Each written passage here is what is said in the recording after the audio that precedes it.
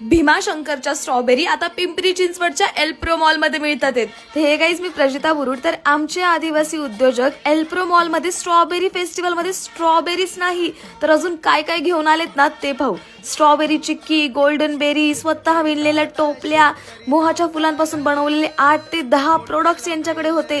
त्यामध्ये चॉकलेट पण होत्या, नाचणीचे लाडू, फ्रेश स्ट्रॉबेरी, इंद्रायणी तांदूळ, तुळशीचं मध, जांभळाचं मध, कारवीचं मध, strawberry gulkand, dry strawberry, strawberry crush, strawberry syrup, strawberry mukhwas. Wow, एवढं सर्व स्ट्रॉबेरी पासून बनवलेले प्रोडक्ट्स या ठिकाणी विकण्यासाठी आपले आदिवासी उद्योजक घेऊन आले होते. आणि महत्वाचं म्हणजे स्ट्रॉबेरी जी इथे विकण्यासाठी आहे ती अगदी ऑर्गॅनिक पद्धतीने शेणखतावर केली जाते, रासायनिक फवारण्या न वापरता.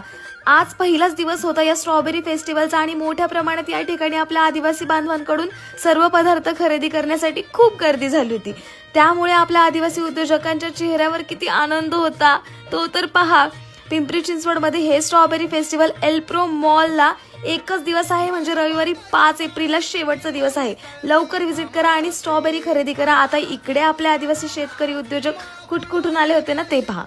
नाव नारंगाव आहे, ओतूर मध्ये मेंगळवाडी, गोहे बुद्रुक, पिंपरी, तळेघर तालुका आंबेगाव, जुन्नर, शिनोली तालुका आंबेगाव जिल्हा, भीमाशंकर, पोस्ट पोखरी तालुका, उगलेवाडी तालुका, घोडेगाव, गंगापूर बुद्रुक. मी उगलेवाडीचे, मी आमोंडीवरून आले. गाव घोडे